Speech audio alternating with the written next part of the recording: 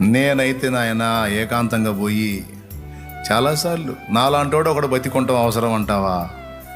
నాకై నేను పోతే నరకానికి పోతాను, ప్రాణం తీసుకుంటే ఆత్మహత్య ద్వారా నా ప్రాణం నువ్వు తీసుకోవచ్చు కదా దేవా అని ప్రార్థన చేశా. నన్ను చంపు నాయనా, నా ప్రాణం తీసుకో, నా వల్ల కాదు ఈ బాధలని ప్రార్థన చేశా.